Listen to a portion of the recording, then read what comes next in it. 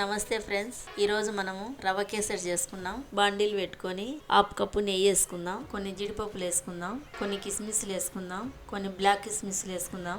బాగా ఫ్రై చేసుకుందాం. 2 స్పూన్ల నెయ్యి ఒక కప్పుకు తీసుకున్నాం. ఈ నెయ్యి ఎక్కడ వాడాలనో తర్వాత చెప్తాను. 1 కప్పు రవ్వ తీసుకొని వేసుకుందాం. రవ్వ కలర్ మారేంత వరకు కలుపుకుంటూనే ఉందాం. ఒక గిన్నె తీసుకుందాం. 1 కప్పు రవ్వకు 4 కప్పులు వాటర్ తీసుకుందాం. వాటర్ స్టవ్ మీద పెట్టుకొని కొంచెం కుంకుమ పువ్వు వేసుకొని కలుపుకొని వాటర్ మరిగేంత వరకు పెట్టుకుందాం. రవ్వలో ఉడికించుకునే వాటర్ తీసుకొని కొంచెం కొంచెం వేసుకొని కలుపుకున్నాం. 5 నిమిషాలు రవ్వను ఉడికించుకున్నామండి.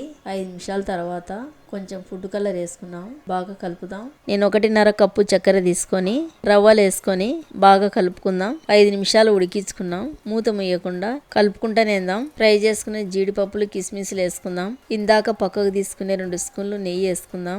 బాగా కలుపుకుందాం. రవ్వ కేసరి రెడీ అయిపోయిందండి.